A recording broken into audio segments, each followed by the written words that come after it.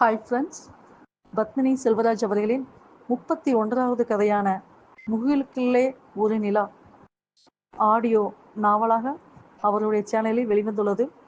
அதனுடைய டீசர் உங்களுக்காக. அத்தியாயம் 5. படுக்கையில் ஆழ்ந்த உறக்கத்தில் இருந்தான் முகிலன். அன்று வழக்கத்தை விட சற்று முன்னதாகவே எழுந்திருந்த ஆதவன் காலையிலேயே தன் சுட்டெரிக்கும் வெயிலால் எல்லோரையும் விரட்டி கொண்டிருக்க, அதற்கெல்லாம் அசராதவனாய் அசந்து உறங்கிக் கொண்டிருந்தான் முகிலன். 10 மணி வெயில் மூடியிருந்த திரைச்சீலையையும் தாண்டி சுல்லென்று அறைக்குள்ளே பரவ அதை கூட உணராதவனாய் சயனித்திருந்தான். கடந்த 2 நாட்களாக திருமண ஏற்பாடுகளில் நிற்க நேரமில்லாமல் ஓடிக்கொண்டிருந்ததால் அத்தனை அசதி அவன் உடலில். அதனால் மணி 10 தாண்டியும் இன்னுமாய் இழுத்து போர்த்தியபடி உறங்கிக் கொண்டிருந்தான். முகிலன் எப்பொழுதுமே வேலை இருக்கும் நாட்களில் தீயாக வேலை செய்பவன். அதுவே வேலை இல்லாத நாட்களில் ஒரு நாள் முழுவதும் கூட படுக்கையில் கிடப்பான். இன்றும் அப்படித்தான். வழக்கமாக அடிக்கும் அலாரம் பல முறை அடித்து ஓய்ந்த பொழுதும் அவன் எழுந்திருக்கவில்லை. அவனை எப்படியும் எழுப்பியே ஆக வேண்டும் என்று கங்கணம் கட்டியதைப் போல அடுத்து சற்று தள்ளி வைத்திருந்த அவனுடைய அலைபேசி ஒலிக்க அதில் தூக்கம் கலைந்து விழித்து கொண்டான் முகிலன். ஆனாலும் அலைபேசியை எடுக்க மனமில்லாமல் விட்டுவிட அதுவும் அவனோடு மல்லு கட்டுவதைப் போல திரும்ப திரும்ப ஒலித்தது. ச்சே, யார் அது இந்த நேரத்துல? கொஞ்சம் கூட டீசன்சி இல்லாம திரும்ப திரும்ப கூப்பிட்டுக்கிட்டே இருக்கிறது என்று எரிச்சலோடு முனகியபடி கையை நீட்டி தன் ஐபோனை எடுத்தவன் யார் என்று பார்க்காமல் அழைப்பை ஏற்று காதில் வைக்க, குட் மார்னிங் முகிலா என்று துள்ளலோடு உழைத்தது அவன் அன்னை வடிவுக்கரசியின் குரல்.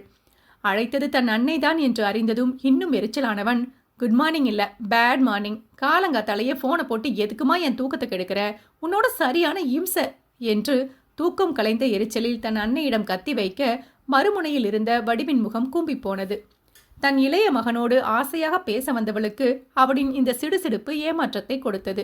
கண்ணோரம் மலுக்கென்று துளி நீர் திரண்டு நிற்க அதை முயன்று உள்ளிழுத்து கொண்டவள் தன்னை சமாளித்து கொண்டு, டேய் தூங்கு மூஞ்சி, இது ஒன்றும் காலங்காத்தால இல்ல, மணி 10 இன்னும் எழுந்திருக்காம என்ன பண்ற என்று அதட்ட, வாட், மணி 10 என்று அதிர்ச்சியோடு கேட்க, இல்ல 11, நீ சீக்கிரம் எழுந்திருக்கலைனா மணி 11 என்ன 12 ஆயிடும் என்று நக்கல் அடித்தவர், வயிற்றுக்கு ஏதாவது கொட்டிக்கிட்டியா, இன்னும் இல்லையா என்று மீண்டும் செல்லமாகவே அதட்ட, எங்க கொட்டிக்க, நான் இன்னும் பெட்ல தான் இருக்கேன், பிரஷ் கூட பண்ணல, தூக்கமா வருது, என்னை இன்னும் கொஞ்ச நேரம் தூங்க விடுமா என்று மீண்டும் போர்வையை இழுத்து போர்த்தி கொண்டு உறங்க முயல, தன் மகன் இன்னும் சாப்பிடவில்லை என்றதும் அவன் மீது அதுவரை இருந்த எரிச்சல் மறைந்து தாய்க்கே உரித்தான பாசம் விழித்து கொள்ள, டே கண்ணா, எழுந்திருச்சு கொஞ்சமாவது சாப்பிட்டுட்டு அப்புறமா படுத்துக்கோ, இல்லைனா அசிடிட்டி ஆகும் என்று அக்கறையோடு சொல்ல, அதெல்லாம் ஒரு டீயோ ஆகாது, நீங்க தொணக்காம முதல்ல போனை வைங்க, நான் இன்னும் கொஞ்ச நேரம் தூங்கணும், குட் நைட் என்று தன் அன்னையின் பதிலுக்கு கூட காத்திருக்காமல் அழைப்பை துண்டித்துவிட்டு மீண்டும் உறங்க ஆரம்பித்தான் முகிலன். மீண்டும் அப்படி ஒரு உறக்கம் முகிலனுக்கு. மதியம் 1 மணி வரைக்கும் தூங்கி முடித்தவன் அதற்கு மேல் என்னால் பசியை தாங்க முடியாது என்று அவன் வயிறு சத்தம் போடவும் தான் கண்ணை முழித்தான். கண்கள் இன்னும் கொஞ்சம் உறங்கச் சொல்லி அழைத்தாலும் அவன் வயிறோ இனி 1 நிமிடம் கூட என்னால் காத்திருக்க முடியாது என்று சண்டை போட, கண்ணுக்கும் வயிற்றுக்குமான சண்டையில் அவன் வயிறு ஜெயித்துவிட வேறு வழியில்லாமல் படுக்கையிலிருந்து எழுந்தான். குளியலறைக்கு சென்று ரெஃப்ரெஷ் ஆகி வந்தவன் டவலால் முகத்தை துடைத்தபடி சமையலறைக்கு சென்று சாப்பிட ஏதாவது இருக்கிறதா என்று தேடி பார்க்க அங்கு எதுவுமே இல்லை. சிறு எரிச்சல் எட்டி பார்க்க தன் மொபைலை எடுத்து ஆன்லைனில் மட்டன் பிரியாணியை ஆர்டர் பண்ணிவிட்டு முகப்பு அறையில் இருந்த சோஃபாவில் தளர்ந்து போய் அமர்ந்தான். அதே நேரம் மீண்டும் அவனை அழைத்திருந்தாள் வடிவு. பிள்ளை சாப்பிட்டானா இல்லையா என்று தாய்க்குரிய தவிப்பு அவருக்கு. முகிலன் அழைப்பை ஏற்றதும், என்ன கண்ணா, ஒரு வழியா எழுந்துட்டியா, ஏதாவது சாப்பிட்டியா என்று மீண்டும் விசாரிக்க அதில் மீண்டும் கடுப்பானவன், மா, உனக்கு அங்க வேற வேலையே இல்லையா, எப்ப பாரு என்ன பத்தியே நினைச்சிட்டு இருப்பியா என்று தன் எரிச்சலை மறைத்து கொண்டு சிறு கேலியோடு வினவ, அதெல்லாம் வேலை இல்லாம போகுமா, இப்ப கூட அடுப்படியில தான் மதியத்துக்கு சமைச்சுக்கிட்டு இருக்கேன், கைப்பாட்டுக்கு அதன் வேலையை செஞ்சாலும் வாய் சும்மா தானே இருக்கு, அதுதான் உனக்கு ஃபோன் போட்டேன், சரி சாப்பிட்டியா என்று மீண்டும் விசாரிக்க, இப்பொழுது மீண்டும் பசி வயிற்றை கிள்ள, இப்பொழுதுதான் ஆன்லைனை ஆர்டர் பண்ணியிருக்கேன், இன்னும் வர ஒரு 10 நிமிஷம் ஆகும் என்று சொல்ல அதை கேட்ட வடிவுக்கு கஷ்டமாக இருந்தது. டேய், ஏன்டா இப்படி 3 நேரமும் வெளியில சாப்பிட்டு உடம்பு கெடுத்துக்கிற என்று அக்கறையோடு புலம்ப, அவ்வளோ அக்கறை இருந்தா நீ எனக்கு 3 நேரமும் ஆக்கி போட வேண்டியது தானே என்று இவனும் எடக்காக பதில் சொல்ல, என்னால் முடிஞ்சா நான் வரமாட்டேனா, இங்கே உன் அப்பாவையும் தாத்தாவையும் யார் பார்த்துக்கிறது, அதுக்கு தான் காலகாலத்தில் ஒரு கல்யாணத்தை பண்ணிக்கிட்டேனா உனக்குன்னு ஒருத்தி வந்துடுவா, 3 நேரமும் வாய்க்கு ருசியாக சமைச்சு போடுவா, சரின்னு சொல்லுக்கண்ணா என்று தன் மகனிடம் கொஞ்சலோடு கெஞ்ச, அதானே பார்த்தேன், அங்க சுத்தி இங்க சுத்தி இந்த கல்யாண பேச்சை எடுக்கலைன்னா உங்களுக்கு தூக்கம் வராதே என்று இவனும் எரிச்சலோடு சொல்ல, பெத்தவங்களுக்கு பிள்ளைங்க எப்பவும் சந்தோஷமா இருக்கிறத பார்த்தாதான் நிம்மதி. உன் அண்ணனுக்கும் அக்காவுக்கும் காலகாலத்துல கல்யாணத்தை பண்ணி வச்சுட்டோம். இப்ப அவங்களும் குடும்பமும் குட்டியுமா சந்தோஷமா இருக்காங்க. உனக்கு ஒரு கால்கட்டை போட்டு உன்னை ஒருத்திக்கிட்ட பிடிச்சி கொடுத்துட்டா எங்களுக்கு நிம்மதியாயிடும் என்று வழக்கமான தாய் குலத்திற்கே உரித்தான வகையில் சென்டிமெண்டாக புலம்ப முகிலனுக்கு இன்னும் எரிச்சலாக வந்தது. போத நிறுத்துமா, நான் என்ன சின்ன குழந்தையா? என்னை இன்னொருத்திக்கிட்ட பிடிச்சி கொடுக்க? என் வாழ்க்கை என் இஷ்டப்படிதான் இருக்கும். எவ்வளோ ஒருத்தியை கட்டிக்கிட்டு வந்து அவ போடுற தாளத்துக்கு என்னால் ஆட முடியாது. நான் எப்பவும் நானாகத்தான் இருப்பேன். இந்த கல்யாண பேச்சை இத்தோடு விட்டுடு என்று சிடுசிடுத்தவன் போனை அணைத்து விட்டான். அதே நேரம் அவன் ஆர்டர் பண்ணி இருந்த பிரியாணி வந்துவிட அதை வாங்கி சாப்பிட்டு விட்டு தன் அலுவலகத்திற்கு கிளம்பி சென்றான். அன்று மாலை தன் வேலையில் பிஸியாக இருந்தான் முகிலன். நேற்றைய திருமணத்தில் எடுத்திருந்த புகைப்படங்களை ஆராய்ந்து அதில் நன்றாக வந்திருந்த புகைப்படங்களை எல்லாம் தனியாக பிரித்து வைத்துக் கொண்டிருந்தான். அப்பொழுது அவனின் அறைக்கதவை தட்டிவிட்டு உள்ளே வந்தான் அவனுடைய நண்பன் தீரஜ். முகிலன் முன்பு வேலை செய்த மென்பொருள் நிறுவனத்தில் உடன் பணிபுரிந்தவன். முகிலன் வேலையை விட்டாலும் இன்னும் அவர்களுடைய நட்பு தொடர்ந்து கொண்டிருந்தது. நேரம் கிடைக்கும் பொழுது முகிலனின் அலுவலகத்திற்கு வந்து விடுவான். உள்ளே வந்தவன் முகிலனின் நலன் விசாரித்துவிட்டு அவன் எதிரில் இருந்த இருக்கையில் தளர்வுடன் அமர்ந்தான். அவன் முகத்தில் இருந்த ஒருவித சோர்வை கண்டு கொண்ட முகிலன், என்னடா மச்சான், ஏன் டல்லா இருக்க என்று பொதுவாக விசாரிக்க, அதற்கென்றே காத்திருந்ததைப் போல தீரஜ் தன் மனதுக்குள்ளே போட்டு அழுத்தி கொண்டிருந்ததையெல்லாம் தன் நண்பனிடம் கொட்டினான். தீரஜ் அவன் அலுவலகத்தில் பணிபுரிந்த சாதனாவை 5 வருடமாக காதலித்து வந்தான். இரு வீட்டாரின் சம்மதம் கிடைக்காமல் போக 2 மாதம் முன்புதான் இருவரும் வீட்டை எதிர்த்து கொண்டு திருமணம் செய்து கொண்டனர். முதல் 1 மாதம் திருமண வாழ்க்கை அமோகமாகத்தான் இருந்தது. அடுத்த மாதத்திலிருந்து இருவருக்கும் சிறு சிறு வாக்குவாதங்கள், கருத்து வேறுபாடு, சண்டை என ஆரம்பித்தது. ஒவ்வொன்றிற்கும் சாதனா தன் கணவன் அவள் சொல்படி நடக்க வேண்டும் என்று எதிர்பார்க்க தீரஜால் அது முடியவில்லை. அவன் கொஞ்சம் அட்ஜஸ்ட் பண்ணி போனாலும் அதை அவளுக்கு சாதகமாக எடுத்துக்கொண்டு அவனை தன் கட்டுப்பாட்டிற்குள் வைக்க முயன்றாள். அதில்தான் இருவருக்கும் அடிக்கடி பிரச்சனை வந்தது. இன்று காலையில் கூட இருவருக்கும் சண்டை வந்துவிட தன்னை கட்டுப்படுத்த முடியாமல் தீரஜ் அவளை ஓங்கி அறைந்துவிட உடனே சாதனா தன் பெட்டியை எடுத்துக்கொண்டு வீட்டை விட்டு கிளம்பிவிட்டாள். அடுத்து என்ன செய்வது என்று தெரியாமல் அலுவலகம் சென்றவனுக்கு வேலையில் கவனம் செலுத்த முடியவில்லை.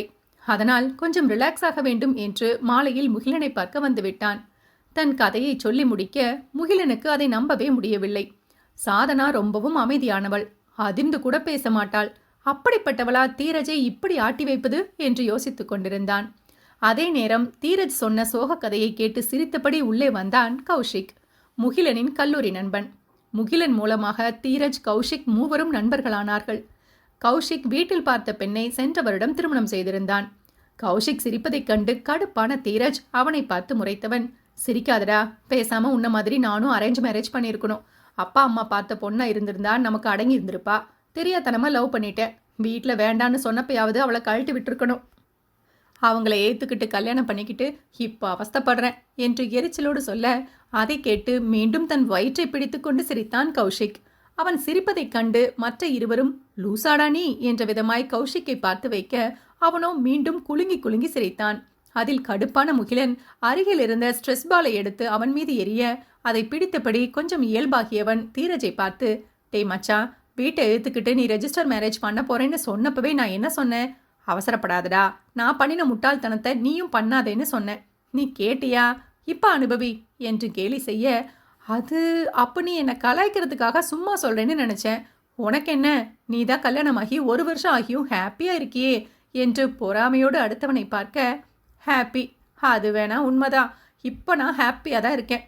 ஏன்னா என் பொண்டாட்டி டெலிவரிக்காக ஊருக்கு போயிட்டா. அப்போ நான் ஹாப்பி தான் என்று நக்கலாக சிரித்து கொண்டான் கௌஷிக். இப்பொழுது மீண்டும் 2 பேரும் லூசாடா நீ என்ற விதமாய் கௌஷிக்கை குறுகுருவென்று பார்த்து வைக்க, டேய் மச்சான், அரேஞ்ச் மேரேஜோ லவ் மேரேஜோ இந்த பொண்ணுங்க இருக்காங்களே, கல்யாணத்துக்கு முன்னாடி வரைக்கும் சாய் பல்லவி மாதிரி சிரிச்சுக்கிட்டே அமைதியாக அடக்கொடுக்குமா இருப்பாங்க. கல்யாணத்துக்கு பின்னாடி அவங்க பேச்சை நாம கேட்கலினா சந்திரமுகியா மாறிடுவாங்க. அதனால உன் வாழ்க்கை வண்டி எந்த தடங்களும் இல்லாம ஈஸியா ஓடணும்னா உன் பொண்டாட்டி சொல்றதுக்கெல்லாம் என்ன மாதிரி தலையாட்டி வை. வெரி சிம்பிள் என்று அவன் கற்றுக்கொண்ட திருமண வாழ்க்கை பாடத்தை தன் நண்பனுக்கு சொல்லிக் கொடுத்தான். அவர்களை பார்த்து சிரித்த முகிலன், இதெல்லாம் தேவையா? இதுக்கு தான் என்ன மாதிரி எந்த பிக்கல் பிடுங்களும் இல்லாம சிங்கிளா இருக்கணும் என்று தன் காலரை தூக்கிவிட்டு கொண்டான் முகிலன். இப்பொழுது மற்ற இருவரும் முகிலனை நக்கலாக பார்த்து வைத்தனர். எத்தனை நாளைக்கு நீயும் சிங்கிளா இருந்துடுவேன்னு பார்க்குறேன் மச்சா. நீ சும்மா இருந்தாலும் வீட்டில் இருக்கிற பெருசுங்க சும்மா விடாதுங்க. உங்க அம்மா டெய்லியும் ஃபோனை போட்டு எங்ககிட்ட புலம்புறாங்க. அதுக்காகவாவது சீக்கிரம் எங்க வருத்தப்படும் குடும்பஸ்தர் சங்கத்துல மெம்பரா சேர்ந்துக்க மச்சான் என்று கௌசிக் கலாய்க்க, என்கிட்ட அவங்க சென்டிமெண்ட் எதுவும் பலிக்காது மச்சான் என்று முகிலன் பெருமையாக சொல்ல, பார்க்கலாம் பார்க்கலாம், எனக்கு என்னவோ சீக்கிரமே உன் குடுமி ஒருத்த கையில சிக்க போகுதுன்னு உள்ளுக்குள்ள பச்சை சொல்லுது. அதனால எதுக்கும் ஜாக்கிரதையா இருந்துக்க மச்சான் என்று தீரஜ் ஆருடம் சொல்ல, அப்படியா, அப்போ அந்த பச்சையை புடி மச்சான், பிரியாணி போட்டுடலாம். மட்டன் பிரியாணி சாப்பிட்டு சாப்பிட்டு போர் அடிக்குது என்று முகிலன் நக்கலாக சிரிக்க, மற்ற இருவரும் அவனை வெட்டவா குத்தவா என்று பார்த்து முறைத்தனர். டேய் மச்சான், கல்யாணம் ஆனவன் சாபம் சும்மா விடாது. எங்க வயிற்றுச்சலை கொட்டிக்காத. இதுக்குன்னே சீக்கிரம் உனக்கு கல்யாணம் ஆகட்டும். உன்னை ஆட்டி வைக்க சீக்கிரமே ஒருத்தி வரட்டும் என்று இருவரும் ஒரே போல சாபமிட, போங்கடா, உங்க சாபமெல்லாம் என்கிட்ட பலிக்காது என்று தன் மீசையை நீவி விட்டு கொண்டான். அவன் அறியவில்லை, திருமணமே வேண்டாம் என்று சொல்லும் இதே வாய் இன்னும் 3 நாளில் விருப்பம் இல்லாதவனை அவனே கட்டாயப்படுத்தி மணக்கப் போகிறான் என்று. அவனும் இந்த வருத்தப்படும் குடும்பஸ்தர்கள் சங்கத்தில் அடுத்த வாரமே மெம்பராக சேரப்போகிறான் என்பதை அறியவில்லை அவன். அத்தியாயம் 6. இரவு 10 மணி. கொஞ்சமாக போக்குவரத்து நெரிசல் குறைந்திருந்த சென்னை நெடுஞ்சாலையில் புயல் வேகத்தில் தன் ஸ்கூட்டியில் பறந்து கொண்டிருந்தாள் மகிழ்நிலா. வழக்கம் போல அவளின் பின்னால் அமர்ந்திருந்த சுபாவுக்கு பயமாக இருந்தது. எப்பொழுதும் நிலா கொஞ்சம் வேகமாக ஸ்கூட்டியை ஓட்டுவாள்தான். ஆனால் இன்று இந்த வேகம் ரொம்பவும் அதிகமாக இருந்தது. ஏய் மகி, இத்னி தேஜே சே கியோம் ஜாவோ, தோடா தீரே சலோ என்று பதட்டத்தில் ஹிந்தியில் கத்தியவள் பின் தன் நாக்கை கடித்துக்கொண்டு, எதுக்கடி இவ்ளோ வேகம் போற, கொஞ்சம் மெதுவாத்தான் போயேன் என்று இப்பொழுது தமிழில் சுபாங்கினி பயத்தோடு கத்த, நான் மெதுவா போனா அந்த பஸ் என்னை விட்டுட்டு போயிடுண்டி.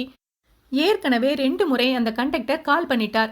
நானும் 5 நிமிஷத்துல வந்துடுவேன்னு சொல்லி சமாளிச்சிருக்கேன் என்று மீண்டுமாய் அந்த ஆக்சிலேட்டரை முறுக்க, அதே நேரம் அவளுடைய அலைபேசி ஒலிக்க, அதை கையில் வைத்திருந்த சுபாங்கினி ஆன் பண்ணி நிலாவின் காதருகில் வைத்தாள். சற்று முன் நிலா சொல்லிய அந்த பேருந்தின் நடத்துனர் தான் அழைத்திருந்தார். என்னம்மா, பஸ்ஸுக்கு வந்து சேர்ந்தியா இல்லையா என்று கத்த, தோ வந்துட்டேன்னா, பஸ் ஸ்டாண்ட் கிட்ட வந்துட்டேன், இன்னும் ஒரு 5 நிமிஷம்தான் என்று பணிவோடு சொல்ல, இதே டைலாக கடந்த 1/2 மணி நேரமா சொல்லிக்கிட்டு இருக்கேன். பஸ்ல இருக்கிற மற்ற பேசஞ்சர்ஸ் எல்லாம் சத்தம் போட ஆரம்பிச்சுட்டாங்க. உன் ஒருத்திக்காக 1/2 மணி நேரமா பஸ் நிறுத்தி வச்சிருக்கேன். நீயும் 5 நிமிஷம்னு இப்போ 1/2 மணி நேரம் ஆக்கிட்ட. இது சரி வராது. நீ பேசாம அடுத்த பஸ்ஸை பிடிச்சு வா, நான் கிளம்புறேன் என்று கத்தி வைத்தார். அதில் அதிர்ந்தவள், சே, வேற பஸ் இருந்தா நான் ஏன் உங்க ஓட்ட பஸ்ல வரேன்? இன்னைக்கு வெள்ளிக்கிழமைனா எல்லா பயப்பிள்ளைகளும் சென்னையை காலி பண்ணிட்டு அவங்கவுங்க ஊரை பக்கம் போயிடுறாங்க. எல்லா பஸ்லயும் சீட்டு ஃபுல்லாயிடுச்சு. அதனால தான் கடைசியா இருந்த ஒரே ஒரு சீட்டை உங்க பஸ்ல புக் பண்ணி தொலைச்சேன் என்று மனதிற்குள் திட்டிக் கொண்டாலும் அதை வெளியில் சொல்லாமல், அண்ணா ஒரு 5 நிமிஷம்தான். இந்த நேரத்துல நான் வேற பஸ்ஸை எப்படி பிடிச்சு போறது? அதுவும் லேடிஸ் தனியா போறேன். உங்க பஸ் தான் சேஃப்டியா இருக்கும். அதனால தான் டிக்கெட் விலை அதிகமா இருந்தாலும் உங்க பஸ்ல புக் பண்ணினேன் என்று இன்னும் கொஞ்சம் எக்ஸ்ட்ரா பில்டப் பண்ணி ஐஸ் வைத்தவாறு ஸ்கூட்டியை முறுக்கி கொண்டிருந்தாள். சற்று தொலைவில் கோயம்பேடு பேருந்து நிலையம் தெரிய, அப்பாடா என்று நிம்மதி மூச்சு விட்டவள் அந்த கண்டக்டர் இன்னும் தொடர்பில் இருக்க, அண்ணா பஸ் ஸ்டாண்ட் வந்துட்டேன், நீங்க அப்படியே வெளியில வாங்க, நான் பஸ் ஸ்டாண்ட் வெளியிலேயே ஏறிக்கிறேன் என்று சொல்லி அலைபேசியை வைத்தவள் நேராக தன் ஸ்கூட்டியை கோயம்பேடு பேருந்து நிலையத்தின் நுழைவாயிலில் வேகமாக கொண்டு சென்று நிறுத்தினாள். அதே நேரம் அவள் புக் பண்ணியிருந்த பேருந்தும் அங்கு வந்து நிற்க, ஸ்கூட்டியிலிருந்து இறங்கியவள் அவசரமாக தன் பேக்கை எடுத்துக்கொண்டு பேருந்தின் அருகில் ஓடியவள் படிக்கருகில் நின்றவாறு திரும்பி சுபாவிற்கு கையசைத்தபடி அவளை பத்திரமாக திரும்பி போக சொல்லிக் கொண்டிருக்க, அதில் இன்னும் கடுப்பான நடத்துனர், சீக்கிரமா பஸ்ல ஏறுமா, வந்ததே லேட்டு, அதுல வேற உன் ஃப்ரெண்டுக்கு பிரியா விட கொடுக்கறது போல பஸ்ல ஏறாம இன்னும் நின்னுக்கிட்டே இருக்க என்று எரிச்சலோடு அதட்ட, அதில் நிலாவுக்கு கடுப்பாக வந்தாலும் முகத்தை பாவமாக வைத்துக்கொண்டு, சாரினா தோ போறேன் என்று சொல்லியவாறு மீண்டும் ஒரு முறை சுபாவுக்கு கையசைத்து விடை கொடுத்துவிட்டு பேருந்துள்ளே வந்தாள். நடத்துனர் அவள் புக் பண்ணி இருந்த இருக்கையை காட்டினார். அது ஒரு ஏசி ஸ்லீப்பர் பஸ். தன்னுடைய பேக்கை மாட்டிக்கொண்டு கண்டக்டர் காட்டிய இருக்கைக்கு சென்றாள் நிலா. பேருந்தின் கடைசியில் இருந்தது அவள் இருக்கை. அவள் புக் பண்ணி இருந்தது அப்பர் பர்த். அதனால் அவளுடைய பேக்கை தோளில் இருந்து கழட்டி மேலே வைத்துவிட்டு அங்கிருந்த படி வழியாக மேலே ஏறியவள் அவளுடைய இருக்கையின் பக்கவாட்டில் தொங்கிக் கொண்டிருந்த சின்ன திரையை விலக்கிவிட்டு உள்ளே தலையை நீட்டி இருக்கைக்கு தாவ முயல, அடுத்த கணம் தூக்கி வாரி போட அதிர்ந்து போனது பெண். அது டபுள் சீட் பர்த். ஏற்கனவே ஒரு ஆடவன் பேருந்தின் சுவரோரமாக படுத்திருக்க அவளின் இருக்கை அவனுக்கு அடுத்திருந்தது. அதை பார்த்துதான் ஜெர்க்கானாள் இவள். அச்சோ, எப்படி ஒரு ஜென்ஸ் பக்கத்துல படுத்துட்டு போவது என்று அதிர்ந்தவள் படிகளில் ஏறிய வேகத்தில் மீண்டும் வேகமாக கீழே இறங்கினாள். இறங்கியவள் அண்ணா என்று கண்டக்டரை அழைக்க, அவரும் பேருந்தின் முன்னால் ஓட்டுநர் இருக்கைக்கு பக்கவாட்டில் இருந்த நடத்துனர் இருக்கையில் அமர்ந்தபடியே இவளை பார்த்து என்னம்மா என்று கேட்க, இங்க கொஞ்சம் வாங்களேன் என்று மீண்டும் பணிவோடு அழைக்க, அதுவரை அவளின் வரவுக்காக டென்ஷனோடு காத்து கொண்டிருந்தவர் அப்பொழுதுதான் தன் இருக்கையில் ஓய்ந்து போய் அமர்ந்தார். நிலா அவரை அழைத்து வைக்க எரிச்சலோடு தன் இருக்கையிலிருந்து எழுந்து வந்தார். அவள் அருகில் வந்ததும் சொல்லுமா இப்ப என்ன என்று கடுப்போடு கேட்க, அண்ணா வந்து அங்கே ஏற்கனவே ஒரு ஜென்ஸ் இருக்காங்க என்று தயக்கத்தோடு இழுக்க, ஆமா நீ புக் பண்ணினது டபுள் சீட் பர்த், ஒன்னு உன்னுடையது, இன்னொன்னு உனக்கு முன்னால் புக் பண்ணினவளுடையது. நீ புக் பண்றப்பவே தெரிஞ்சிருக்குமே, அடுத்த சீட் ஏற்கனவே புக் பண்ணினதுன்னு தெரிஞ்சுதானே புக் பண்ணின என்று கேள்வியாக நிலாவை பார்க்க, அவள் எங்கே அதெல்லாம் பார்த்தாள். அவசரமாக ஊருக்கு கிளம்ப வேண்டும் என்றதால் பஸ்ஸில் சீட் கிடைத்தால் போதும் என்ற அவசரத்தில் இதை யோசிக்க மறந்திருந்தாள். அது அப்ப பார்க்க மறந்துட்டேன்னா அவசரத்துல புக் பண்ணிட்டேன். வேற யாராவது லேடிஸ் இருந்தா அந்த சீட்டுக்கு கொஞ்சம் மாத்தி விடுங்களேன் என்று பாவமாக முகத்தை வைத்துக்கொண்டு அவரிடம் கெஞ்ச, இல்லம்மா இன்னைக்கு புக் ஆகி இருக்கிறது முக்கால்வாசி பேர் ஜென்ஸ் தான், 2 சீட்ல மட்டும்தான் லேடிஸ், அதுவும் புதுசா கல்யாணமானவங்க போல. மேலே ஏறினதுமே ஸ்கிரீனை இழுத்து விட்டுட்டாங்க. இப்ப போய் அவங்கள தொந்தரவு பண்ண முடியாது. அப்படியே சீட்டு மாத்தி கொடுக்க சொல்லி கேட்டாலும் ஒத்துக்க மாட்டாங்க. பேசாம இதிலேயே படுமா என்று மீண்டும் எரிச்சலோடு சொல்ல, ஐயோ அது எப்படி முடியும் என்று உள்ளுக்குள் அலறியவள், ப்ளீஸ்னா வேற ஏதாவது ஆப்ஷன் இருந்தா பாருங்க என்று மீண்டும் பாவமாக கேட்க, வேற வழியே இல்லம்மா, இப்ப காலியா இருக்கிறது இந்த ஒரே ஒரு சீட்டு தான். உனக்கு மேலே படுத்துக்க கஷ்டமா இருந்தா கீழே தரையில உட்காந்துக்க, இல்லையா அடுத்த ஸ்டாப்ல இறங்கிக்க. இனிமேல் என்னை கூப்பிட்டு தொந்தரவு செய்யாத என்று விட்டு அவளின் பதிலுக்கு கூட காத்திருக்காமல் முன்னால் சென்று தன்னுடைய இருக்கையில் அமர்ந்து கொண்டார். நிலாவுக்கு அடுத்து என்ன செய்வது என்று குழப்பமாக இருந்தது. திருச்சி வரைக்கும் கீழே எப்படி உட்கார்ந்து கொண்டு போவது? அதுவும் 2000 ரூபாய் கொடுத்து டிக்கெட் வாங்கிவிட்டு தரையில் உட்கார்ந்து போறதா? No way. இப்ப என்ன, ஒரே சீட்லயே அவன் கூட படுத்துக்கிட்டு போக போறேன். இது டபுள் சீட், அவன் அந்த பக்கம் நான் இந்த பக்கம், அதுல என்ன இருக்கு என்று சிலிர்த்து கொண்டவள் மீண்டும் தயக்கத்தோடு அந்த படிகளில் ஏறினாள். 3 படிகள் ஏறியதும் இப்பொழுது அவள் தன் இருக்கைக்கு தாவ வேண்டும். மீண்டும் தயக்கமாக இருந்தது. வேறு வழியில்லை, சமாளித்துக்கொள் நிலா என்று தனக்குத்தானே சமாதானம் செய்து கொண்டவள் உள்ளே ஏறி தன் இருக்கையில் தலையை குனிந்தபடி அமர்ந்து கொண்டாள். குனிந்தபடி மெதுவாக ஓரக்கண்ணால் பக்கவாட்டில் பார்க்க, அவளுடைய இருக்கை நடைபாதையை ஒட்டி இருக்க, ஜன்னலை ஒட்டிய இருக்கையில் படுத்திருந்தான் அவன். போர்வை இல்லாமல் முகத்தின் மீது கர்ச்சீஃபை போட்டபடி மல்லாந்து படுத்திருந்தான். கைக்குட்டை மூடியிருந்ததால் முகம் சரியாக தெரியாததால் அவனை பற்றி எதுவும் கணிக்க முடியவில்லை அவளால். சற்று நேரம் அப்படியே குனிந்தபடி உட்கார்ந்திருந்தவள் தலையை குனிந்தபடி அமர்ந்திருந்தது கழுத்து வலி எடுக்க, அதற்கு மேல் உட்கார முடியாமல் படுக்க வேண்டும் போல இருந்தது. அவளுடைய பேக்கை இருவருக்கும் இடையில் வைத்துவிட்டு மடக்கி இருந்த காலை நீட்டி தன் உடலை குறுக்கிக் கொண்டு அவனுக்கு முதுகு காட்டி படுத்துக் கொண்டாள். சற்று தூரம் சென்றதும் பேருந்து குலுங்க ஆரம்பிக்க, அவளுடைய இருக்கையின் நடுவில் படுத்திருந்தவள் இருக்கையின் ஓரத்திற்கு உருண்டிருந்தாள். அடுத்த நொடி பக்கென்றிருந்தது. இன்னும் கொஞ்சம் உருண்டிருந்தால் மேலே இருந்து கீழே பொத்தென்று விழுந்திருப்பாள். இடையில் சிறு தடுப்பு போல கம்பி இருந்தாலும் அதன் மீது அவளுக்கு நம்பிக்கை இல்லை. உறங்கும் பொழுது மீண்டும் பேருந்து குலுங்கினால் கண்டிப்பாக கீழே விழுந்து விடுவாள் என்று பயந்தவள் பேசாமல் அந்த பக்கம் பேருந்தின் ஜன்னலை ஒட்டி படுத்துக்கொள்ள வேண்டும் என்று தோன்றியது. அருகில் இருப்பவனிடம் இந்த பக்கம் மாறச் சொல்லி எப்படி கேட்பது என்று ஒரு கணம் யோசித்தாள். பின் தைரியத்தை வரவழைத்துக் கொண்டு எக்ஸ்கியூஸ் மீ என்றால் மெதுவான குரலில், மற்றவர்களுக்கு கேட்காதவாறு. ஆனால் அவள் வார்த்தை அவளுக்கே கேட்கவில்லை. இப்பொழுது லேசாக தொண்டையை கனைத்துக் கொண்டு எக்ஸ்கியூஸ் மீ, ஹலோ மிஸ்டர் என்று கொஞ்சம் சத்தமாக அழைக்க, இப்பொழுதும் அவனிடத்தில் எந்த பதிலும் இல்லை. அவனிடமிருந்து வந்த சீரான மூச்சுக்காற்றும் அதற்கு ஏற்றாற் போல அவனின் மார்பு ஏறி இறங்குவதும் அவன் ஆழ்ந்த உறக்கத்தில் இருக்கிறான் என்று சொல்லாமல் சொல்லியது. இதற்கு மேல் இவனை எப்படி எழுப்புவது என்று யோசித்தவள் பின் பக்கவாட்டில் திரும்பி படுத்தபடி அவன் தோலை தொட்டு மெல்ல உலுக்கினாள். அந்த உலுக்கலில் இப்பொழுது கண் விழித்தவன் முகத்தில் இருந்த கைக்குட்டையை விலக்கிவிட்டு படுத்திருந்தபடியே தலையை மட்டும் திருப்பி இவளை பார்த்து வைத்தான்.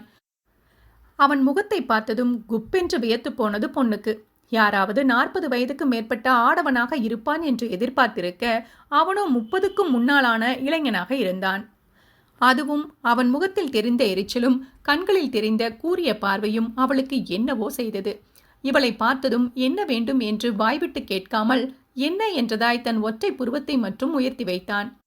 அவனின் அந்த மேனரிசத்தை தன்னை மறந்து ஒரு கணம் ரசித்து வைத்தாள். அதே நேரம் அவளின் ரசனையான பார்வையை கண்டு கொண்டவன் இகழ்ச்சியாக உதட்டை வளைத்து அவளை ஒரு பார்வை பார்த்து வைத்தவன் மீண்டும் என்ன என்று புருவத்தை உயர்த்த அவனின் அந்த இகழ்ச்சியான பார்வையை கண்டு கொண்டவள் முகம் ஒரு நொடி கருத்து போனது. அடுத்த நொடி தன்னைத்தானே மானசீகமாக தலையில் கொட்டி கொண்டவள், வந்து நான் அந்த பக்கமா படுத்துக்கவா, இங்க ஓரமா படுக்க கொஞ்சம் பயமா இருக்கு என்று தயக்கத்தோடு சொன்னாலும் உள்ளுக்குள் ஏண்டா கேட்டு வைத்தோம் என்றிருந்தது.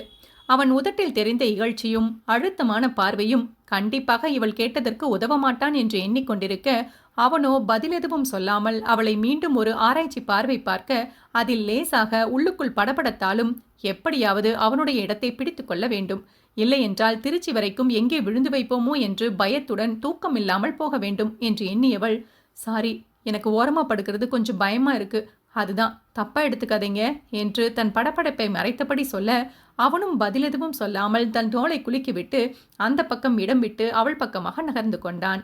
படுத்திருந்தவள் எழுந்து மேலே கூரையில் இடித்து விடாதபடி குனிந்து பணி அமர்ந்து கொள்ள அவன் இந்த பக்கம் இன்னுமாய் நகர்ந்து வந்திருந்தான். இப்பொழுது இவள் அவனை தாண்டி அந்த பக்கம் செல்ல வேண்டும். மீண்டும் உள்ளுக்குள் படபடக்க முயன்று தன்னை சமாளித்து கொண்டு அவனை தாண்டி அந்த பக்கம் காலை வைத்து தாவ முயல அவளின் போதாத நேரம் இருக்கையில் ஊன்றிய மற்றொரு முட்டிக்கால் வழுக்கிவிட அப்படியே அவன் மீது விழுந்தாள். ஒரு நொடி என்ன நடந்தது என்று புரியவில்லை நிலாவுக்கு. ஆனால் அவன் மார்பின் மீது விழுந்து கிடப்பது புரிய உடனே பதட்டத்துடன் எழுந்திருக்க முயல அவள் கழுத்தில் அணிந்திருந்த செயின் அவனுடைய டிஷர்ட்டில் இருந்த பட்டனில் மாட்டிக்கொண்டு வராமல் அடம் பண்ணியது. எழுந்த வேகத்திற்கு செயின் மாட்டிக்கொண்டதால் மீண்டும் அவன் மீதே விழுந்து வைத்தாள். இப்பொழுது நடந்தது நன்றாகவே புரிய அதிர்ச்சியோடு அவன் மார்பில் இருந்தபடியே மோவாயை நிமிர்த்தி அவன் முகத்தை பார்க்க அவன் முகத்திலோ எள்ளும் கொல்லும் வெடித்தது. ஒரு அழகான வயது பெண் தன் மீது வந்து விழுந்ததை தனக்கு சாதகமாக எடுத்துக்கொண்டு அதை ரசித்து அனுபவிக்காமல் அவளை எரிச்சலோடு பார்த்து வைத்தான் அந்த இளைஞன். அதை கண்டு ஒரு நொடி ஆச்சரியமாக இருந்தது நிலாவுக்கு. அவளின் விழிகளில் தெரிந்த ஆச்சரியத்தை கண்டு கொண்டவன் மீண்டும் அவளை காரமாக பார்த்து முறைக்க உடனே தன்னை சுதாரித்துக் கொண்டவள் மீண்டும் எழுந்திருக்க முயல அடுத்த கணம் 1 செகண்ட் என்று ஆளுமையாக ஒலித்தது அவன் குரல். அதுவரை ஒரு வார்த்தை கூட பேசாமல் இருந்தவன் திடீரென்று ஒரு வார்த்தை பேசவும் அதில் தெரிந்த அழுத்தமும் கண்டு மகுடிக்கு கட்டுண்ட பாம்பை போல அவன் மீது அப்படியே அவள் படுத்திருக்க தன் பட்டனில் மாட்டியிருந்த அவளுடைய செயினை மெதுவாக தளர்த்தி அதை விடுவித்தவன், வந்துடுச்சு, லெட்ஸ் மூவ் நவ் என்று அமத்தலாக சொல்ல அடுத்த நொடி அவன் மீதிருந்து அப்படியே பக்கவாட்டில் சரிந்தது பெண். அவள் புறமாக திரும்பி ஒரு ஆழ்ந்த பார்வை பார்த்தவன் வேறு எதுவும் பேசாமல் தன் முகத்தின் மீது மீண்டும் கைக்குட்டையை போட்டு மூடிக்கொண்டு அவளுக்கு முதுகு காட்டி படுத்துக் கொண்டான். அப்பொழுதுதான் சுயநினைவுக்கு வந்தாள் நிலா. அதுவரை நடந்த காட்சிகள் மீண்டும் ஸ்லோ மோஷனில் மனக்கண்ணில் வர தூக்கி வாரி போட அதிர்ந்து போனாள் நிலா. முன்ன பின்ன தெரியாத ஒரு ஆணின் மீது அவள் விழுந்து கிடந்தாள். அவளின் முழு உடலும் அவன் மீது, அதுவும் உடனே எழுந்திருக்க முடியாமல் இந்த செயின் வேறு. முன்புறமாக விழுந்து கிடந்ததில் அவளின் மார்பகங்கள் அவன் மார்பில் அழுத்தியது இப்பொழுதுதான் உரைத்தது. அவனின் திடகாத்திரமான இறுகிய மார்பில் அழுத்தியதில் அவளின் அங்கங்கள் இப்பொழுது வலித்தது. அச்சோ, போச்சு போச்சு, மானம் போச்சு என்று உள்ளுக்குள் நொந்து கொண்டவள் மறந்தும் அவன் பக்கம் பார்க்காமல் பேருந்தின் சுவற்றின் பக்கமாக அவனுக்கு முதுகு காட்டி படுத்துக் கொண்டாள். இப்பொழுது இருவருக்கும் நடுவில் அவளுடைய பேக் தடுப்பு சுவராக இருந்தது. இந்த பக்கம் திரும்பி அதை மீண்டும் ஒரு முறை உறுதி செய்து கொண்டாள். அதே நேரம் பேக்கில் வைத்திருந்த அவளுடைய மொபைல் ஒலித்தது. அமுக்கு டுமுக்கு அமால் டுமால் என்று சத்தமாக அலறிய ரிங்டோனை கேட்டதும் திடுக்கிட்டு போனவள் அருகில் இருப்பவன் என்ன நினைப்பானோ என்று வேகமாக எழுந்து தன் கைப்பையை எடுத்து அதன் உள்ளே இருந்த அலைபேசியை எடுத்து பச்சை பட்டனை அழுத்தினாள். அழுத்திய பிறகுதான் தெரிந்தது அழைத்தது யார் என்று. சுபாங்கினிதான் அழைத்திருந்தாள். திரையில் அவளின் பெயரை பார்த்ததும் அதுவரை இருந்த எரிச்சல் மறைந்து முகத்தில் இளநகை படர்ந்தது. தன் அலைபேசியை காதில் வைத்தபடி காலை நீட்டி நன்றாக படுத்துக்கொண்டவள் தன் தோழியுடன் கிசுகிசுப்பாய் வளவளக்க ஆரம்பித்தாள். சொல்லுடி, ஹாஸ்டலுக்கு போயிட்டியா என்று சுபாவை விசாரிக்க, இப்பதான் ரூமுக்கு வந்தேன், உனக்கு அங்க எல்லாம் ஓகேவா இருக்கா, கம்ஃபர்டபுளா இருக்கா, ஒன்றும் பிரச்சனை இல்லையே என்று அக்கறையுடன் விசாரிக்க தன் குரலை தாழ்த்தி கொண்ட நிலா, நாட் ஓகேடி என்றால் அருகில் இருப்பவனுக்கு கேட்காதவாறு கிசுகிசுப்பாய். அதை கேட்டு பதட்டமான சுபாங்கினி, கியா ஹுவா, கோயி சமஸ்யா என்று வழக்கம் போல ஹிந்தியில் ஆரம்பித்து பின் பாதியில் நிறுத்தி கொண்டு, என்னாச்சு, எனி ப்ராப்ளம், பஸ்ல சீட் இருந்துச்சு தானே, ஏன் நாட் ஓகேன்னு சொல்ற என்று படபடப்புடன் விசாரிக்க, இது டபுள் சீட்டுடி என்று மீண்டும் கிசுகிசுக்க, அதனால என்னடி, ஏன் உனக்கு படுக்க இடம் பத்தலையா என்று குழப்பத்துடன் விசாரிக்க, அதெல்லாம் தாராளமா இருக்கு, ஆனா பக்கத்தில் இருக்கிறது ஜென்ஸ் என்க. சோ வாட் என்று தோலை குலுக்கிய சுபாங்கினிக்கு அப்பொழுதுதான் பல்ப் எரிந்தது. ஆஹா, அப்போ உன் பக்கத்தில் இருக்கிறவன் கொடுத்து வச்சவன் என்று கேலியாக சிரிக்க அலைபேசி வழியாகவே அவளை முறைத்தாள் நிலா. அடங்குடி, நானே செம்ம கடுப்புல இருக்கேன், நீ வேற என்ன கடுப்பேத்தாத என்று எரிச்சலோடு சொல்ல, சில் பேபி, எதுக்கு இவ்ளோ டென்ஷன்? ஓவர் டென்ஷன் உடம்புக்கு ஆகாதுன்னு நீ தானே டயலாக் விடுவ. அது சரி, பக்கத்தில் இருக்கிற ஆள் எப்படி, பார்க்க சுமாரா இருக்காரா என்று மீண்டும் கேலியாக விசாரிக்க, ஹோய், அவன் என்ன பொண்ணு பக்கமா வந்திருக்கான், அவன் எப்படி இருக்கான்னு பார்த்து சொல்ல என்று முறைக்க, ஹை, இது கூட நல்லா இருக்கே, யாரு கண்டா, ஒருவேளை இவனே இல்ல இவரே கூட உனக்கு மாப்பிள்ளையா வரலாம் என்று சிரித்தபடி மீண்டும் கலாய்க்க, வேண்டாண்டி, என்னை ரொம்ப கடுப்பேத்துற, ச்சே, எல்லாம் என் நேரம், போயும் இந்த புள்ள பூச்சியெல்லாம் என்னை கலாய்க்குது என்று அருகில் இருக்கிறவனுக்கு கேட்காதவாறு வளவளத்தாள் நிலா. அதை கேட்டு மீண்டும் வாய்விட்டு சிரித்த சுபா ஏதோ நினைவு வந்தவளாக, அது சரிடி, அப்புறம் உன் வியாதி உனக்கு ஞாபகம் இருக்கா என்று அடக்கப்பட்ட சிரிப்புடன் சுபா தன் தோழியை மீண்டும் சீண்ட, வியாதியா, என்ன வியாதி என்று குழப்பத்துடன் யோசிக்க, அதுதாண்டி கட்டிப்புடிடா வியாதி என்று சுபாங்கினி குறும்புடன் சொல்ல, அப்பொழுதுதான் தன்னுடைய பழக்கம் நினைவு வர திக்கென்றிருந்தது பொண்ணுக்கு. அச்சோ, இதை மறந்துட்டேனே, இப்ப என்ன செய்ய என்று வாய்விட்டு முணுமுணுத்தபடி தன் தலையில் மெதுவாக அடித்துக்கொள்ள, இதுக்கு தான் சொன்னேன், முதல்ல இந்த வியாதியை குணப்படுத்து, அந்த பழக்கத்தை விட்டு தொலைன்னு, கேட்டியா நீ? எனிவே, இன்னைக்கு நான் தப்பிச்சேன், என் ஆழ்ந்த அனுதாபங்கள் டு யோர் நெய்பர் என்று கேலியாக சிரிக்க, அடியே உன்ன என்று நிலா பல்லை கடிக்க, ஹஹா, என்னை என்னடி செய்வேன்?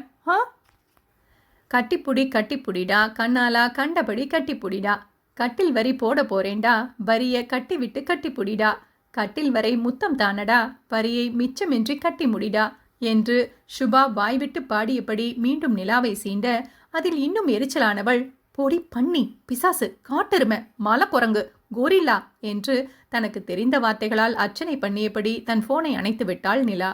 அடுத்த நொடி மீண்டும் அவளுடைய போன் அழைக்க அதை எடுக்காமல் கட் பண்ணினாள். மீண்டும் ஒலித்தது, மீண்டும் கட் பண்ணினாள்.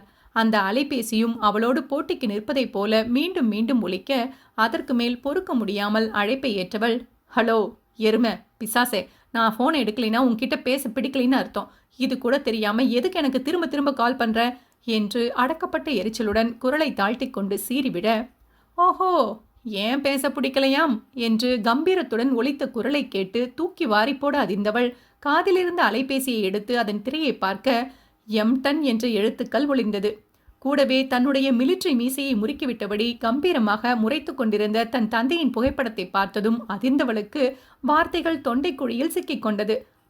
அப்பா என்று திக்கி திணறி சொல்ல, அப்பாதான் பாப்பா, ஏன் என்கிட்ட பேச பிடிக்கலைன்னு சொன்ன, இத்தனை தரம் ஃபோன் அடிச்சும் ஏன் எடுக்கல என்று வரிசையாக கேள்விகளை அடுக்க அதில் இன்னுமாய் அரண்டு போனவள், சாரிப்பா, நான் அந்த எருமைன்னு நினைச்சு என்று முடிக்கும் முன்னே, வாட், எருமையா, யார் அது என்று அதுக்கும் ஒரு மிரட்டல். அது சுப்பாதான்ப்பா, அவதான் ஃபோன் அடிக்கிறான்னு நினச்சி ஃபோனை எடுக்கலை என்று தயக்கத்துடன் சொல்ல, ஒருத்தங்க ஃபோன் பண்ணினா அதை அட்டன் பண்ணி பேசணும், அதுதான் மேனர்ஸ், அதை எடுக்காமல் அவாய்ட் பண்ணினா அவங்கள இன்சல்ட் பண்ணுறதா அர்த்தம் என்று ஆரம்பித்து மேனர்ஸ் பற்றி 2 நிமிடம் லெக்சர் அடிக்க அவளின் காது நொந்து போனது. தேவையா உனக்கு என்று அவளை பார்த்து முறைத்தது. சை, இந்த எம்டன்னு தெரிஞ்சிருந்தா மொதோரிங்களையே ஃபோன் எடுத்து தொலைச்சிருக்கலாம், இப்படி இவர்கிட்ட பக்கம் பக்கமாக லெக்சரை கேட்கும் கொடுமையிலிருந்து தப்பிச்சிருக்கலாம் என்று தனக்குள் புலம்பிக் கொண்டாள். என்ன பாப்பா, மண்டையில் ஏறுச்சா என்ற அதட்டலான கேள்வியில் தன் நினைவுக்கு வந்தவள், ஏறுச்சுப்பா என்று தலையை ஆட்டி வைக்க, என்ன ஏறுச்சு என்று குறுக்கு விசாரணை செய்ய அவளுக்கோ திக்கென்றிருந்தது. அவர் பேசியதையெல்லாம் கேட்டிருந்தால்தானே என்ன ஏறுச்சுன்னு சொல்ல முடியும். அவளோ அவர் பேச்சை காதில் வாங்காதவளாய் தன் உலகத்திற்குள் சென்றுவிட, இப்போ என்ன சொல்லுவது என்று திருத்திருத்தவள் சென்ற வாரம் அவர் அவளுக்கு பெய்த அட்வைஸ் மழையை நினைவு கூர்ந்து அதில் சில டயலாகை இப்பொழுது எடுத்துவிட, தன் மகள் தான் சொன்னதையெல்லாம் கேட்டிருக்கிறாள் என்ற திருப்தியுடன் தன் மீசையை நீவி விட்டு கொண்டு, குட், வெரி குட், இப்படித்தான் சொன்னதை காதல வாங்கி மனசுல போட்டுக்கணும். சரி, பஸ் ஏறிட்டியா, எங்க வந்திருக்க, பஸ்ல எல்லாம் வசதியா இருக்கா என்று மீண்டும் அதட்டலுடன் தன் கேள்விகளை அடுக்க, ஷபா, இவர் மிலிட்ரி ஆபீசரா இருந்ததுக்கு பதிலாக வக்கீலா இருந்திருக்கலாம், இத்தனை கேள்வி கேட்டு துளைக்கிறாரே என்று மீண்டும் மனதிற்குள் புலம்பியவள் அவர் கேட்டதற்குரிய பதிலை சொல்லி பத்திரமாக திருச்சி வந்து விடுவதாக சொல்லி தன் அலைபேசியை வைத்தாள். உஃப் என்று பெருமூச்சு விட்டு கொண்டாள். இந்த அம்மா எப்படித்தான் இந்த எம்டனோட குடும்பம் நடத்தி 3 பிள்ளைங்களை பெத்துச்சோ, சான்ஸே இல்லை. யார் யாருக்கோ செலவைக்கிறதுக்கு பதிலாக இந்த அம்மாவுக்கு வைக்கலாம் என்று அழுத்து கொண்டவள் சரிந்திருந்த தலையணையை எடுத்து தலைக்கு அடியில் நன்றாக வைத்துக்கொண்டு உடலை தளர்த்தி வசதியாக படுத்துக்கொண்டாள். அடுத்த நொடி அவளையும் அறியாமல் சுபா கடைசியாக சொன்னது நினைவு வர மீண்டும் அவள் உள்ளே திக்கென்றிருந்தது. ஓரக்கண்ணால் அருகில் படுத்திருந்தவனை பார்க்க அவனோ அருகில் அவள் ஒருத்தி இருப்பதை கண்டு கொள்ளாதவனாய் மீண்டும் முகத்தின் மீது கர்ச்சீஃபை போட்டபடி ஆழ்ந்து உறங்கிக் கொண்டிருந்தான். அவன் விடும் மூச்சில் மார்பு ஏறி இறங்க, சரியான கும்பகர்ணம் போல 11 மணிக்கு இப்படி தூங்குறா என்று தனக்குள் நக்கலடித்து கொண்டவள், அவன் இப்படி தூங்குவதும் நல்லதுதான், ஆனால் என்னால் இப்படி தூங்க முடியுமா? இவன் பக்கத்தில் எப்படி நிம்மதியாக தூங்குவது? இன்னைக்கு எனக்கு சிவராத்திரி தான். ஒரு 2 நாள் முன்னாடி புக் பண்ணி இருந்தால் சிங்கிள் சீட் கிடைச்சிருக்கும், நிம்மதியா தூங்கிட்டு போயிருந்திருக்கலாம். எல்லாம் இந்த எம்டனால வந்தது. அடுத்த வாரம் போகலாம் என்றிருந்தவளை இந்த வாரமே வர வச்சிட்டாரே என்று உள்ளுக்குள் பல்லை கடித்தபடி இந்த பயணம் ஆரம்பித்ததற்கான காரணத்தை எண்ணி பார்த்தாள் நிலா. அத்தியாயம் 7. அன்று வெள்ளிக்கிழமை என்பதால் அலுவலகம் முழுவதுமே ஒருவித உற்சாகத்துடனும் துள்ளலுடனும் இருந்தது. அடுத்த 2 நாட்கள் வார விடுமுறை என்பதால் அதன் உற்சாகம் வெள்ளிக்கிழமை காலையிலேயே தொற்றிக்கொள்ளும். பெரிதாக அன்று வேலை செய்ய மாட்டார்கள். இளவட்டங்கள் அன்று இரவை எப்படி எங்கே கொண்டாடலாம் என்று தங்களுக்குள் கலந்தாலோசித்துக் கொண்டிருந்தனர். நிலாவும் தன் மதிய சாப்பாட்டை முடித்துவிட்டு லேப்டாப்பில் ஒரு கண்ணும் அருகில் அமர்ந்திருந்த சுபாங்கினியிடம் ஒரு கண்ணுமாய் வளவளத்தபடி அமர்ந்திருந்தாள். மாலை 5 மணி அளவில் அவளுடைய அலைபேசி ஒலிக்க அதை எடுத்து பார்த்தவள் எம்டன் காலிங் என்று வரவும் அதுவரை இருந்த உற்சாகம் மறைந்து ஒருவித இறுக்கம் வந்து ஒட்டிக்கொண்டது.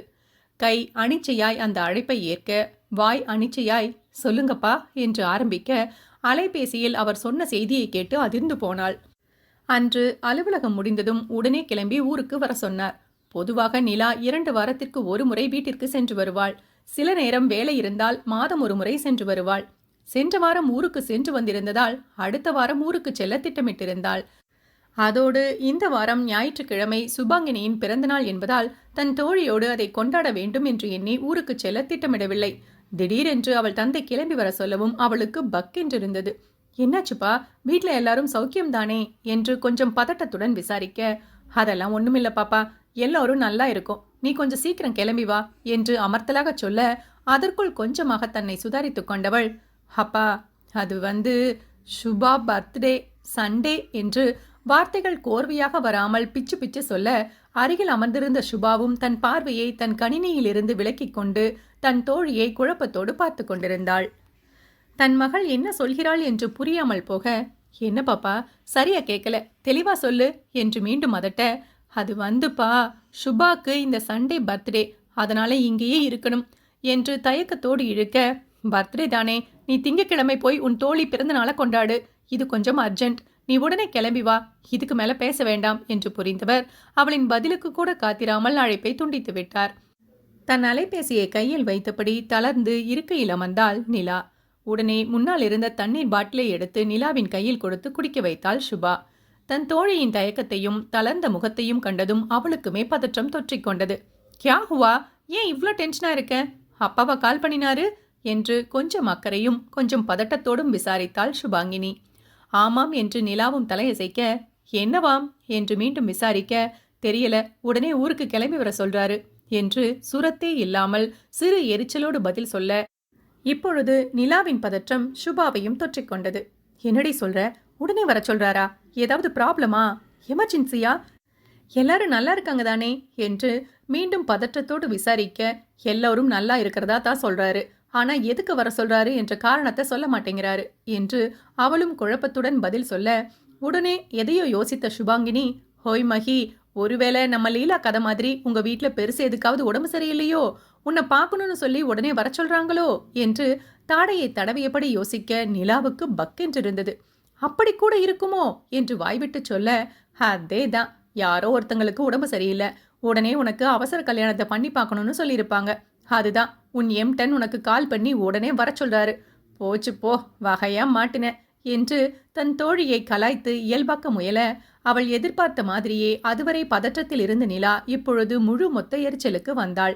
அடியே, உன் வாயை கழுவுடி, இப்பெல்லாம் உன் வாயிலிருந்து நல்ல வார்த்தையே வரமாட்டேங்குது, எப்ப பாரு என்னைய ஏதாவது ஒரு சிக்கல்ல மாட்டி விடுற மாதிரியே எல்லாம் சொல்லிக்கிட்டு இருக்க என்று முறைக்க, என் மனசுல தோணுனதை சொன்னேன் செல்லம், என்று நிலாவின் கன்னத்தை கிள்ளி செல்லம் கொஞ்ச அவள் கையை பட்டென்று தட்டிவிட்டு, நீ ஒன்னும் சொல்ல வேண்டாம், நீ அபசகுணமா எதுவும் சொல்லாம இருந்தாலே எனக்கு பெரும் நிம்மதி என்று சிரிக்க, இதுதான் நல்லதுக்கு காலமில்லைங்கிறது போல என்று பெருமூச்சு விட்டு அழுத்து கொண்டவள், வேணும்னா உன் சிஸ்டருக்கு ஃபோன் பண்ணி கேட்டு பாருடி, எதுக்காக அவசரமா உன்னை வர சொல்றாங்கன்னு தெரிஞ்சுக்கலாம் என்று ஐடியா கொடுக்க, வாவ் சூப்பர் டி, இதை மறந்துட்டேனே என்று நிலா தன் தலையை தட்டி கொள்ள, அதுக்கு தான் அறிவு ஜீவியான என்ன உன் பக்கத்திலேயே வச்சுக்கணுங்கிறது என்று தன் இல்லாத காலரை சுபா தூக்கிவிட்டு கொள்ள, ஐய ரொம்பத்தான் என்று ஒழுங்கு காட்டி லேசாக புன்னகைத்தவள் உடனே அவளுடைய தங்கை அழகு நிலாவுக்கு அழைத்தாள்.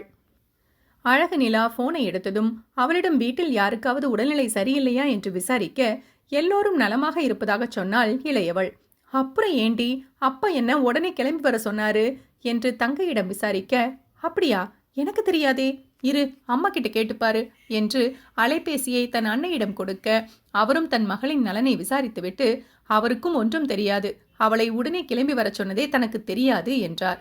அம்மா தாத்தாவுக்கு எதுவும் உடம்பு சரியில்லையா என்று விசாரிக்க, அவருக்கு என்ன குத்துக்கல்லாட்ட இருக்கிறாரு, காலையில் எழுந்தது குளிச்சுட்டு பக்கத்தில் இருக்கிற பார்க்கில் போய் எக்ஸசைஸ் பண்ணுறாரு. போன வாரம் கூட அவரோட ஸ்கூல்மேட்ஸ் உடனான கெட் டுகெதருக்கு போயிட்டு ஒரு நாள் ஃபுல்லாக மனுஷன் ஜாலியாக என்ஜாய் பண்ணிட்டு வந்திருக்காரு. அவருக்கு என்ன பிரச்சனை என்று கழுத்தை நுடித்தபடி தன் மாமனார் மீதிருந்த ஆற்றாமையை தன் மகளிடம் கொட்ட, அவளுக்கோ அதையெல்லாம் கேட்க பொறுமை இல்லை. அது சரி, உன் அப்பா அம்மா 2 பேரும் நல்லா இருக்காங்களா என்று தாய் பக்கத்து பெரியவர்களை பற்றி விசாரிக்க, அதில் அதிர்ந்த அவள் அன்னை மல்லிகா, ஏண்டி இப்ப எதுக்கு அவங்களையெல்லாம் விசாரிச்சுக்கிட்டு இருக்க என்று கேள்வியோடு தன் மகளிடம் விசாரிக்க, எல்லாம் ஒரு முன்னெச்சரிக்கைக்காகத்தான், எந்த பெருசுக்காவது உடம்பு சரியில்லாமல் இருந்து திடீர்னு எனக்கு கல்யாணம் பண்ணி பார்க்கணும்னு சொல்லி என்னை கோர்த்து விட்டுடக்கூடாதுல்ல, அதுக்குத்தான் என்று தனக்குள்ளே சொல்லிக்கொள்ள, தன் தோழியின் மனதை அறிந்த சுபா வாயில் கை வைத்து சிரிப்பை அடக்கியபடி சத்தமில்லாமல் குலுங்கி சிரித்தவள், ஆனாலும் உனக்கு இம்புட்டு முன்னெச்சரிக்கை இருக்கக்கூடாதுடி என்று அவளின் காதோரம் கிசுகிசுக்க, மீண்டும் அவளை செல்லமாய் முறைத்தவள், சொல்லுமா 2 பேரும் நல்லா இருக்காங்கல்ல என்று மீண்டும் விசாரிக்க, அவங்களும் நல்லா தாண்டி இருக்காங்க, ஆனா என்ன உன் அத்தைக்காரிதான் அவங்கள சரியா பாத்துக்க மாட்டேங்கிறா, எப்ப பாரு 2 பேரையும் ஜாட சொல்லி திட்டிக்கிட்டே இருக்காளாம். அவங்க எங்கேயாவது வெளியில கிளம்பி போனா உன் அத்தைக்காரிக்கு பொறுக்க முடியல, வாயில் எதையோ போட்டு மெல்ற மாதிரி முணுமுணுத்துக்கிட்டே இருக்காளாம். பேசாம நம்ம வீட்டுக்கு வந்துடுங்கன்னு சொன்னா கேட்க மாட்டேங்கிறாங்க, பொண்ணை கட்டி கொடுத்த வீட்டுல போய் எப்படி தங்குறதுன்னு சங்கடமா மறுக்கிறாங்க என்று தன் நாத்தனார் மீதிருந்த ஆதங்கத்தை எல்லாம் சான்ஸ் கிடைக்கவும் தன் மகளிடம் கொட்டி தீர்த்தாள் மல்லிகா. அதை கேட்ட நிலாவுக்கு ஒரு நொடி ஆச்சரியமாக இருந்தது. சற்று முன்னர் அவளின் தாத்தா வெளியில் சென்று வந்ததற்கு எவ்வளவு பொறுமினாள் இந்த அம்மா, அதே தன் வீட்டு பெற்றோர்களுக்கு பரிந்து வருகிறாள். அதெப்படி தன் வீட்டு சொந்தங்கள் என்றால் ஒரு மாதிரியும் புகுந்த வீட்டு சொந்தங்கள் என்றால் ஒரு மாதிரியும் நடந்து கொள்கிறார்கள், என்ன மனிதர்களோ, நானெல்லாம் 2 பக்கத்து பெரியவர்களையும் ஒரே மாதிரிதான் மதிப்பேன் என்று தனக்குத்தானே சொல்லிக் கொண்டாள் நிலா. சொல்லுடி, எதுக்கு வர சொன்னாராம் உன் அப்பா என்று மல்லிகா தன் மகளிடமே விசாரிக்க, தெரியலமா, அதுதான் உன்கிட்ட கேட்டேன். சரி, நான் டிக்கெட் புக் பண்ணணும், போனை வைக்கிறேன் என்று அலைபேசியை அணைத்தாள் நிலா. அதன் பிறகு ஒரு நொடி யோசித்தவள், ஊரில் எல்லோரும் நன்றாக இருப்பதால் இந்த வாரமே ஊருக்கு போக வேண்டிய அவசரம் இல்லை என்பதை எண்ணியவள் மீண்டும் ஒரு முறை தன் தந்தையை அழைத்து அடுத்த வாரம் வருவதாக சொல்ல, அவரோ கதகளியாட ஆரம்பித்து விட்டார். பாப்பா, நான் வர சொன்னா உடனே கிளம்பி வரணும், இந்த மாதிரி எதிர்கேள்வியெல்லாம் கேட்கக்கூடாது, உடனே கிளம்பி வா என்று வைத்து விட்டார். இப்பொழுது அவளுக்கு தலையும் புரியவில்லை, வாலும் புரியவில்லை. ஆனாலும் தன் தந்தை சொல்லை மறுக்க முடியவில்லை.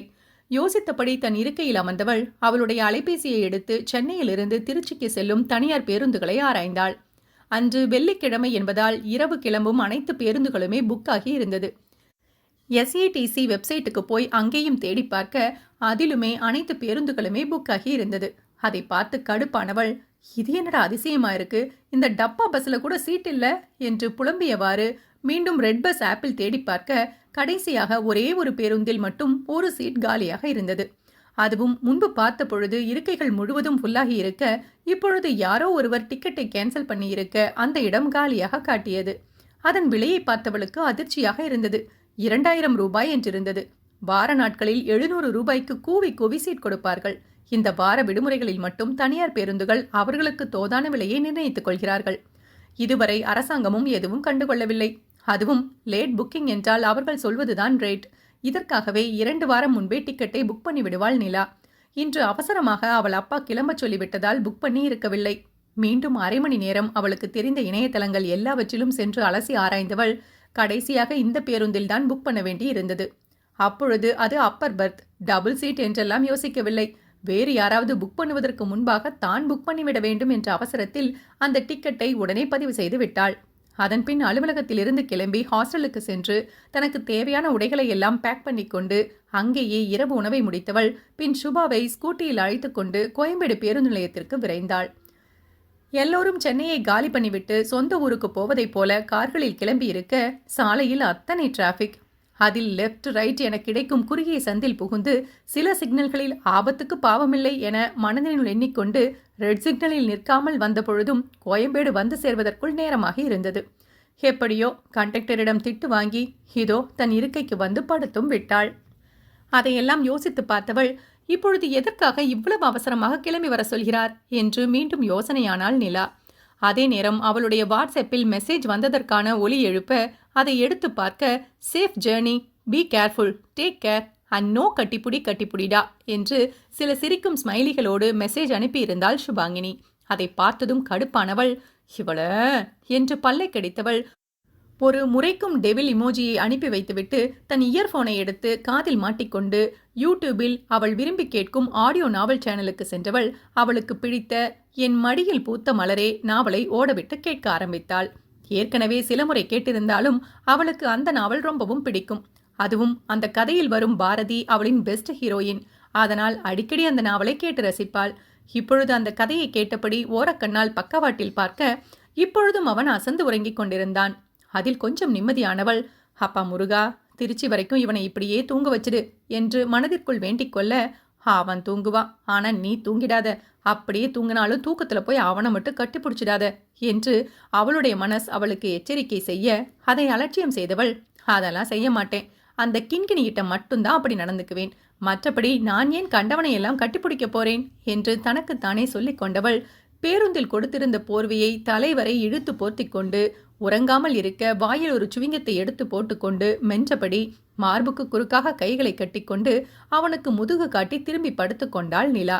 அவள் கேட்டுக்கொண்டிருந்த ஆடியோ நாவல் இன்னுமே காதில் ஒலித்துக் கொண்டிருந்தது. இந்த நாவலை தொடர்ந்து பத்மினி செல்வராஜ் நாவல்ஸ் சேனலில் கேட்டு மகிழுங்கள். இந்த நாவலுடைய லிங்கை டிஸ்கிரிப்ஷனில் கொடுத்திருக்கிறோம். மறக்காமல் கேட்டு பாருங்கள். நன்றி. அன்புடன் உங்கள் ஆர்ஜே சித்ரா.